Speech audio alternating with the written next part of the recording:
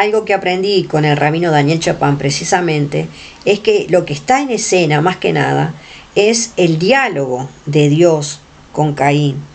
Y cómo Dios entra en ese diálogo precisamente por el tema del estado de ánimo de Caín. Ahora bien, son dos hermanos completamente distintos, como Fernando, Baisosa y esta manada de jóvenes, ¿no? Indefectiblemente hacemos una comparación cuando leemos las escrituras. El hombre se unió a Eva, su mujer, ella concibió y dio a luz a Caín. Entonces dijo: he procreado un varón con la ayuda del Señor. Más tarde dio a luz a Abel, el hermano de Caín. Abel fue pastor de ovejas y Caín agricultor. Aquí es el texto bíblico que nos presenta a cada uno de los hermanos con una función. Abel, pastor de ovejas, y Caín trabajaba la tierra. Era agricultor. Qué interesante, porque Eva saluda el nacimiento de su primer hijo con un grito de exultación, como algo prodigioso. Fíjate lo que ella dice: he procreado un varón con la ayuda del Señor. Es decir, este hijo que me ha sido dado es un ser excepcional, casi divino. Las palabras de Eva podrían parecer hasta chocantes, pero para Eva está el reconocimiento de la participación de Dios en ese nacimiento excepcional.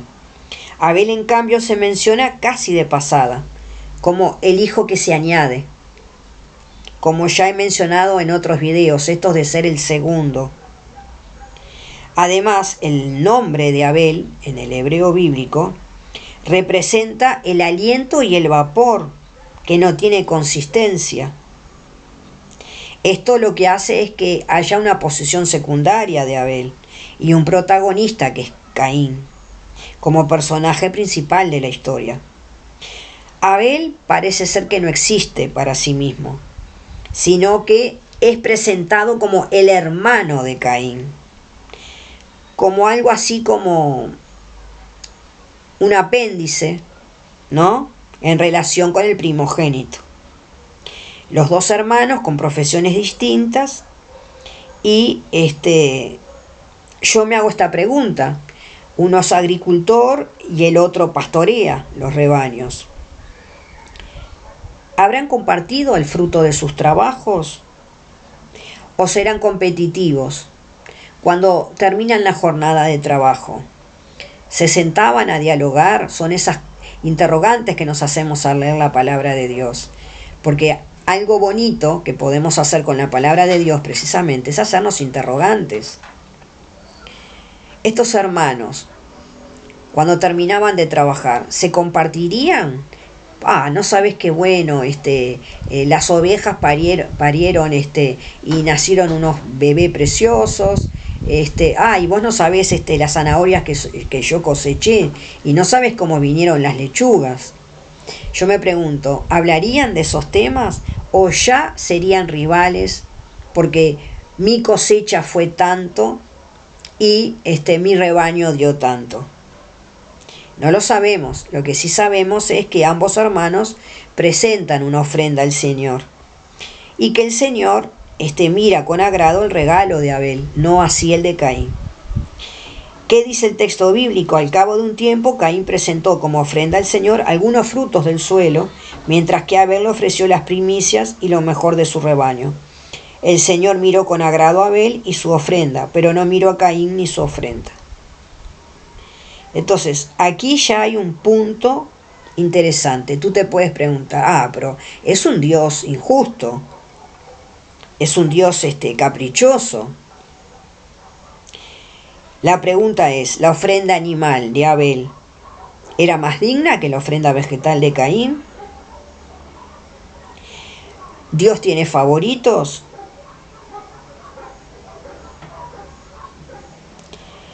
Lo que vemos aquí es que la acción de Dios trastoca la jerarquía entre hermanos, introduce una complicación en la historia. Entonces uno se puede hacer muchísimas conjeturas. Y lo que sí vemos es que en Génesis 4:5 dice: Caín se mostró muy resentido, en algunas versiones, y en el hebreo bíblico, si tú lees el texto en hebreo bíblico, dice que agachó la cabeza, que en algunas otras Biblias es traducido de otra manera. Si yo lo sigo mirando a esto como psicóloga, acá hay una respuesta emocional de Caín ante algo que él percibe como injusto. Y esto ocupa todo el protagonismo en la historia. Caín está abatido, pero también muy irritado. Como estos chicos, recordemos que cuando ocurre un roce por un vaso que se cae, allí en el baile, uno de ellos hace este gesto de degollar a Fernando. Entonces, nadie puede decir que esos chicos eran una joyita. Los papás sí quieren decir que sus hijos son una joyita, para no mirarse en el espejo y decir: esto es producto de mí, esto salió de mí. Lo que acá estamos viendo es precisamente, y cuando tú lo lees en el hebreo bíblico, lo que ves es un Caín que está deprimido, pero más que nada está enfadado. Es un Caín resentido que comunica su enojo o su ira en la imagen de su rostro, ¿verdad?, que está enajenado, que está encendido. Porque precisamente en la lengua hebrea, en el hebreo bíblico, la irritación es observable.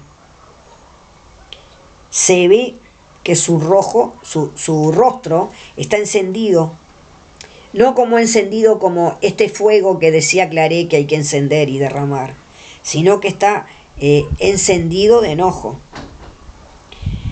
Entonces podríamos pensar desde el punto de vista psicoanalítico que el origen del enojo de Caín no deja de ser una situación de envidia y de celos, provocada porque su hermano llevó algo más exitoso. Entonces Caín se enfada porque tiene envidia de Abel y se ve en un estado depresivo, podríamos decir. Entonces acá lo que vemos es cómo la afectividad de Caín, cómo las emociones de Caín lo llevan hacia abajo para expresar lo que siente Caín.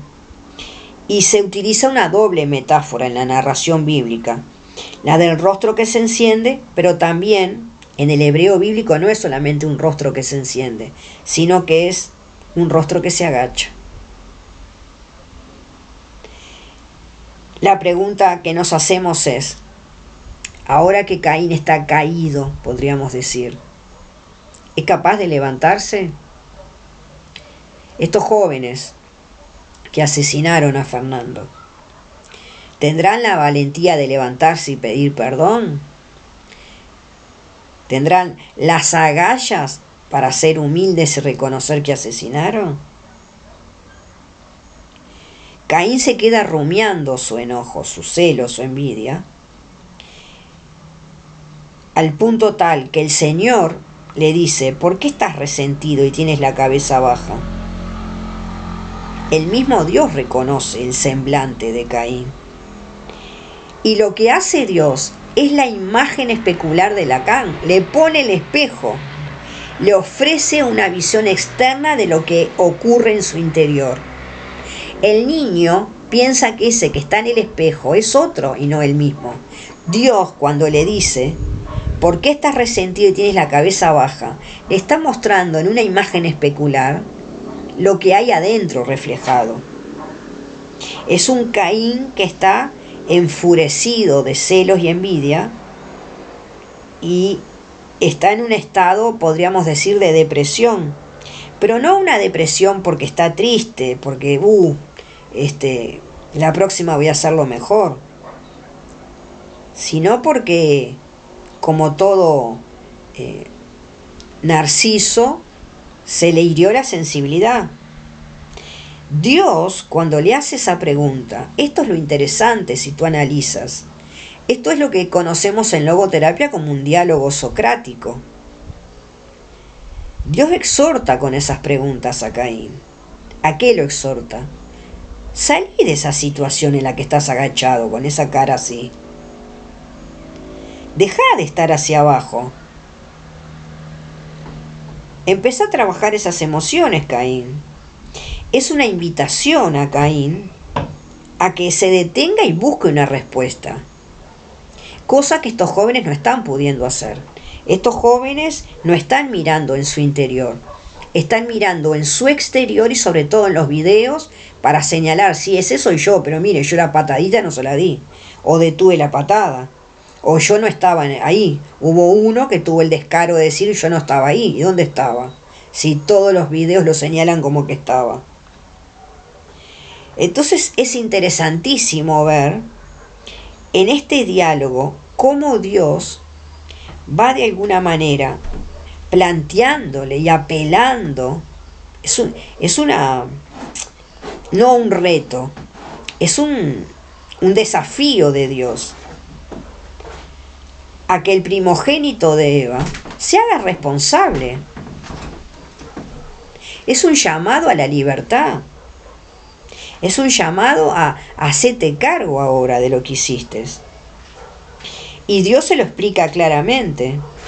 El pecado está agazapado a la puerta y te acecha, pero tú debes dominarlo. Desde el punto de vista psicológico, es hermosísimo este relato, porque lo que le está diciendo es, tú sos el responsable, tú tienes la capacidad de elección. Yo estaba recordando, porque leo muchísimas cosas desde que soy muy niña, y estaba recordando unas palabras, que las estoy buscando, de un filósofo, Erich Fromm, que capaz que lo conoces por El arte de amar. Y él plantea en uno de sus libros que se llama Anatomía de la Destructividad Humana, fíjate qué nombre, Anatomía de la Destructividad Humana, que fue escrito cuando yo era muy pequeña. Yo nací en el 63 y esto fue escrito en la década del 70, por el 72, 73 más o menos lo escribió Erich Fromm. Y una de las cosas que él plantea, voy a ver si encuentro específicamente la frase de Erich Fromm para citarlo tal como está, es que él hace en este libro, yo te lo recomiendo si lo puedes leer en alguna biblioteca pública, Anatomía de la Destructividad Humana, Erich Fromm, sobre todo para los que hacen consejería, es un libro muy bueno. Una de las cosas que plantea Erich Fromm es cómo el análisis del comportamiento agresivo desde la historia de la humanidad hasta ahora, ¿no? Bueno, hasta la década del 72, que es cuando lo escribe. Si Erich Fromm estuviera vivo hoy, bueno, este libro sería una más joya de lo que es.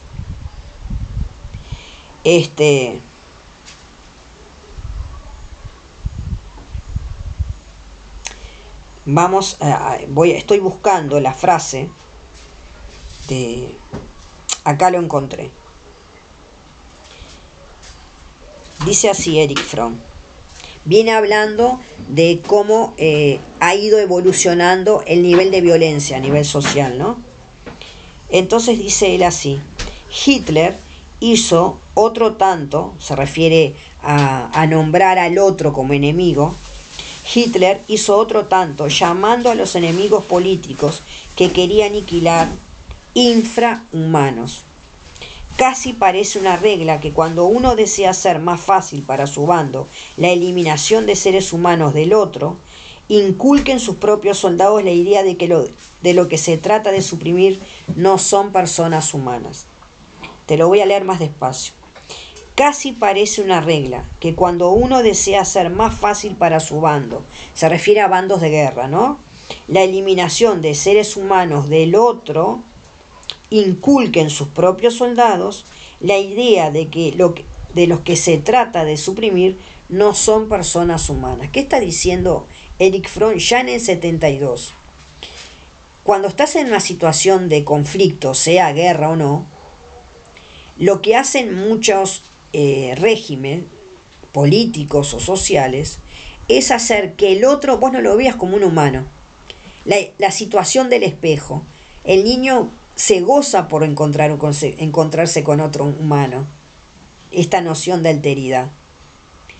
Y lo que viene analizando Erich Fromm es que en la jerga, en el lenguaje que se usa cuando tú vas a la guerra, el enemigo nunca te lo hacen ver como un humano. Alcanza con que empieces a recordar o busques en internet los carteles de publicidad, las propagandas de guerra de la Segunda Guerra Mundial. A los judíos se les trataba precisamente, como dice aquí, como infrahumanos. Todas las imágenes de los judíos son humillantes en la propaganda nazi. Y de alguna manera de lo que busca, dice Erich Fromm, es despojar al otro de la calidad de persona. Es decir, cuando yo le saco al otro la condición de humano y digo que el otro no es humano, que es el enemigo, lo mismo que hacen estos chicos, la víctima. ¿Cómo la víctima? Fernando, el que yo maté.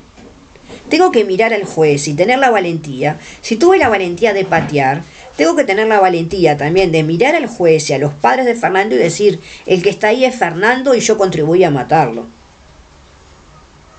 Pero cuando digo la víctima, estoy haciendo lo mismo que llegaban a hacer los nazis.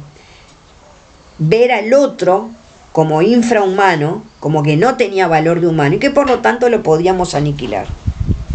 Mira lo que dice Erich Fromm en el 72, si no será una joyita este libro. No importa que el objeto de la agresión sea un extraño o un pariente cercano o un amigo.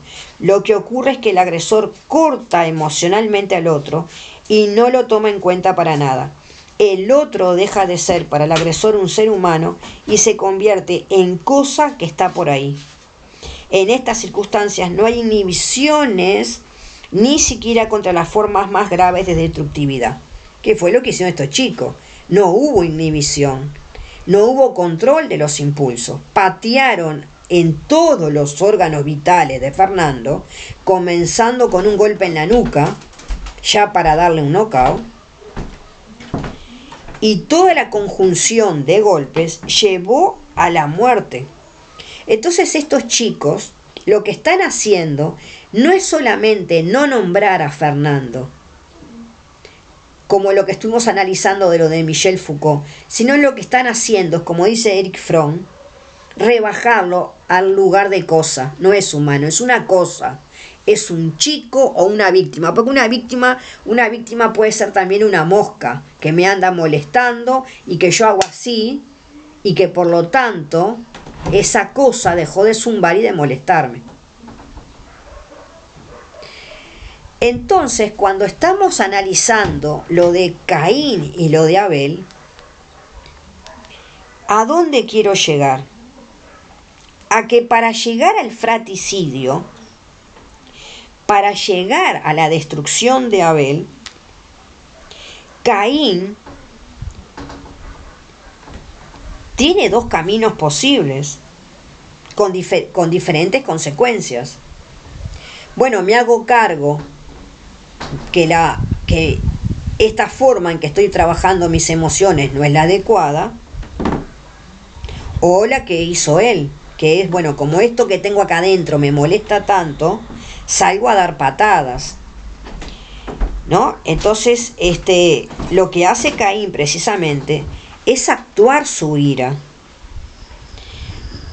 Caín se deja llevar por su impulsividad. Y Caín lo que hace entonces es cosificar a Abel. Él no está matando a Abel. Él lo que está haciendo es cosificar a Abel.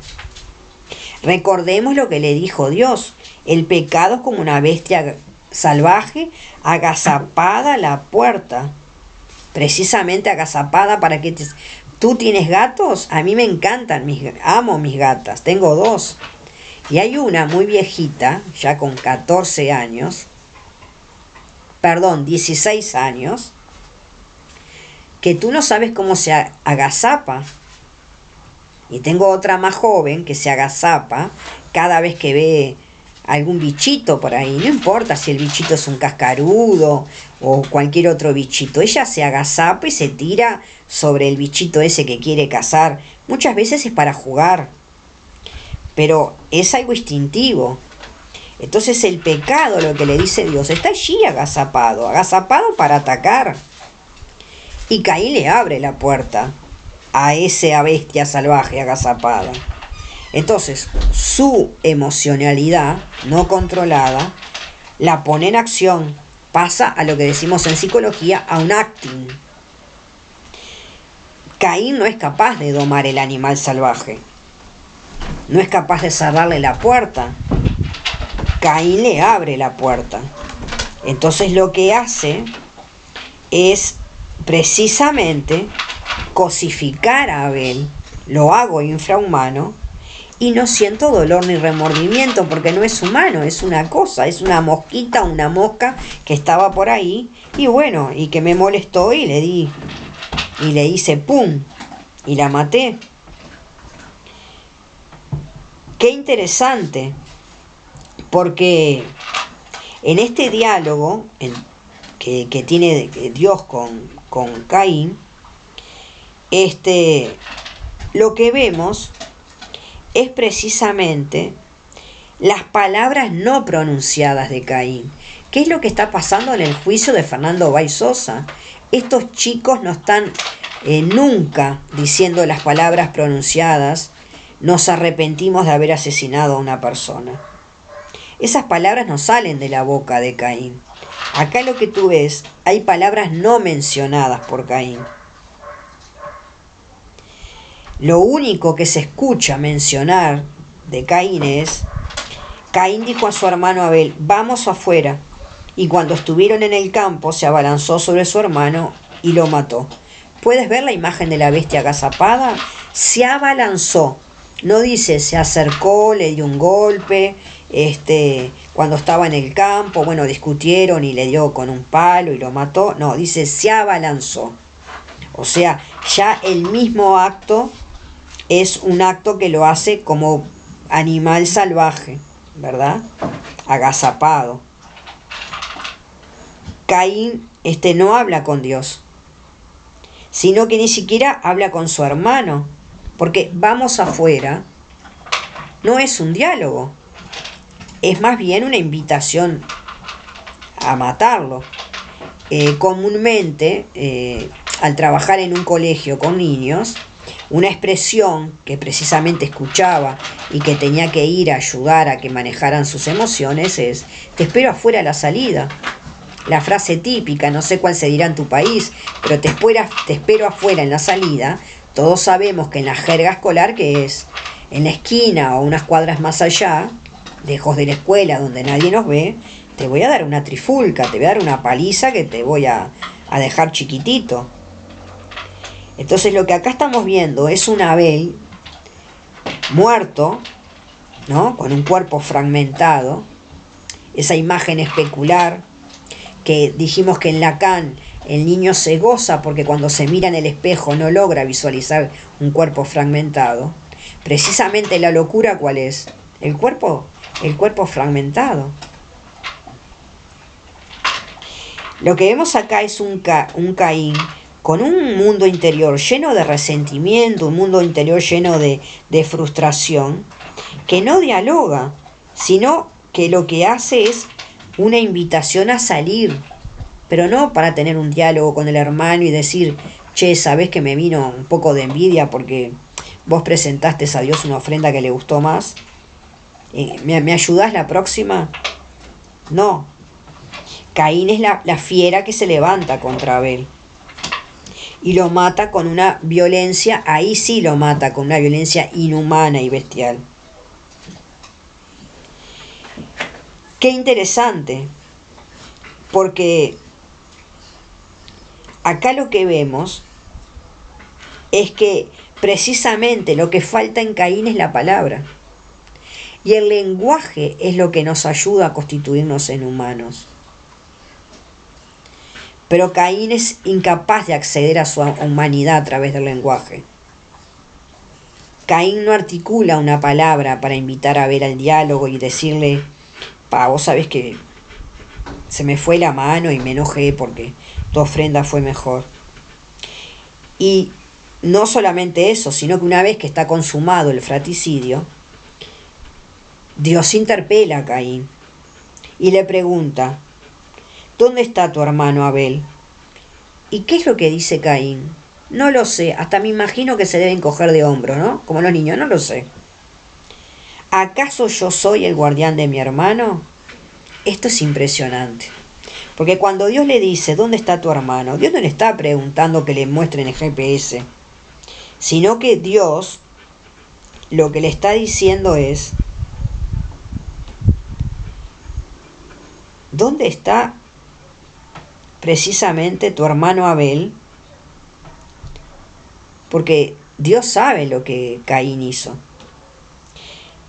Al decirle tu hermano, lo que está haciendo es devolverle a Abel la imagen especular. Es decir, deja de que Abel sea cosificado.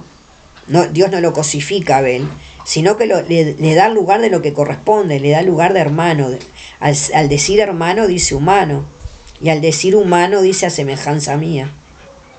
Entonces Dios lo que está haciendo es precisamente devolverle a Caín esta imagen de lo que él mató. Cuando él mató a Abel, no mató solamente a su hermano, mató lo que había de Dios en su hermano. Y qué interesante, porque en Génesis dice, la sangre de tu hermano grita hacia mí desde el suelo. Por eso maldito seas lejos del suelo que abrió sus fauces para recibir la sangre de tu hermano derramada por ti. Cuando lo cultives no te dará más su fruto y andarás por la tierra errante y vagabundo.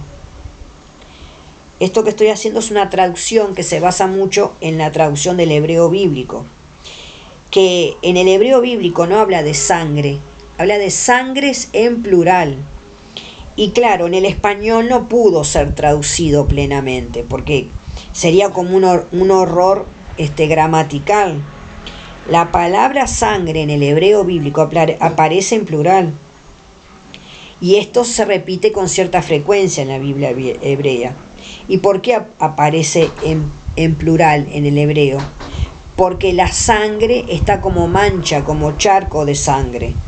Por ejemplo, cuando se habla de menstruación, es una sangre que está dispersa. Entonces, cuando Dios habla de sangre y está puesto en plural en el hebreo bíblico, sangui, lo que está diciendo no es solamente la sangre de Abel, está dispersada en el suelo, o las manchas de sangre, ¿verdad?, que encontrarían con luminol hoy en día el FBI. No es solamente la sangre de Abel, es la sangre de Abel y las generaciones que no pudo tener porque tú lo mataste. Y este es el punto al que quiero llegar. El derramamiento de sangre, estos chicos lo tienen que entender, es una acción gravísima, no es solamente una acción mala, es gravísima, porque es irreversible. Cuando tú matas, no matas solamente al sujeto, sino la posibilidad de ese sujeto de ser. Te lo voy a repetir en otras palabras. Cuando tú matas a alguien, no matas, no es irreversible solamente porque el sujeto no va a estar más de pie, sino porque matas lo que pudo ser ese sujeto.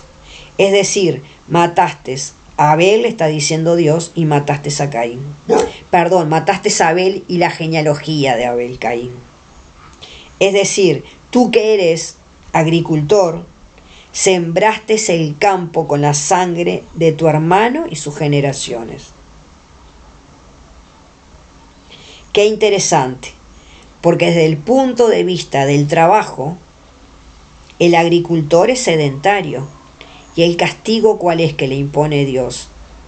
Que va a estar vagabundo y huyendo por la tierra, expuesto a todos los peligros. Y la siembra de la tierra no tendrá tiempo de ver el fruto. Es decir, ¿qué significa esto? Mira, Caín, vas a trabajar como un loco haciendo miles de cosas. Pero al ser errante y vagabundo, al estar hoy aquí como un gitano y mañana en otro lugar, no lo digo en forma despectiva, lo digo como una expresión, ¿verdad? Que siempre decimos, anda como gitano de un lado para el otro. ¿Qué estoy diciendo? Vos no vas a ver los frutos de tus logros, porque hoy vas a estar aquí y mañana te vas a tener que mudar. Entonces, acá vemos esto en el asesinato de Fernando Baisos. No es solamente la muerte de Fernando, es la posibilidad de todo lo que pudo ser Fernando. Esos papás no van a poder ver a su hijo recibirse. Esos papás no van a poder ver a su hijo casarse. Esos papás no van a ver nietos, ni bisnietos. Además era el único hijo que es insustituible. Así que estos chicos que están zafando de su responsabilidad y que quieren alegar, uno de que se olvidó lo que pasó, que no sabe bien cómo le pegó, si era que tenía mucho alcohol, pero en la sangre no sé, o sea, había alcohol, pero tampoco era como, a ver, te olvidaste de que mataste a una persona o ni siquiera sabés cómo mataste a una persona, pero la cabecita te daba para ir a comer a McDonald's y premiarte. Yo no sé a quién quieren engañar estos chicos. Yo creo que sería muy bueno que los visitara un consejero, además del abogado, ¿no? Y les leyera la historia de Caín y de Abel, para que ellos pudieran razonar y comprender que precisamente la intervención de Dios con respecto a Caín es que, ¿para qué lo dejó errante? Yo me lo he preguntado muchas veces. ¿Por qué no le reclamo su propia vida? Si en la misma Biblia dice que el que mata tiene que derramar su sangre. Lo miro desde el punto de vista psicológico y lo que veo es que es un Dios misericordioso y clemente que lo deja libre a Caín, esperando que aprenda responsabilidad y que aprenda a elegir entre el bien y el mal. Pero Caín no quiere escuchar, sino que Caín lo que plantea es ¿qué va a pasar conmigo? Porque todos me van a identificar, como este papá me tuve que bajar de las redes sociales, ¿no? Todos me van a identificar como el asesino y ¿qué va a ser de mí? En ningún momento Caín es capaz de decir todos me van a reconocer como el que mató a su hermano. Una vez más, el tema de la responsabilidad. Responsabilidad es el acto de responder ante mí, ante los demás y ante a Dios. Entonces, hace tiempo que tengo esta carga que Dios me dio de compartir esta historia de Caín y de Abel. Lamentablemente, lo hago a través de la muerte de un chico, Fernando Baisosa, no la víctima, no el chico, sino un joven argentino de 18 años con unos valores maravillosos y una vida por delante. Recordemos una vez más la frase de Antonio María Claret: haz, Señor, que ardamos en caridad y encendamos un fuego de amor por donde pasemos. Espero que este video haya sido de bendición para tu vida y te lleve a reflexionar y a meditar. Y me gustaría recordarte, quizás puedas leer el Salmo 133, tan conocido: qué bueno y agradable es que los hermanos vivan unidos. La fraternidad no es simplemente un vínculo biológico o una convivencia sanguínea, sino que es la vinculación con la alteridad, con el otro. Abrirse al otro, al hermano o a la hermana, a ese que tengo delante, es abrirse precisamente a renunciar a mi propio narcisismo. Es a gozarme con la imagen especular del otro. Es gozarme en ver al otro como imagen de Dios. Que Dios te bendiga ricamente y que tengas un buen descanso.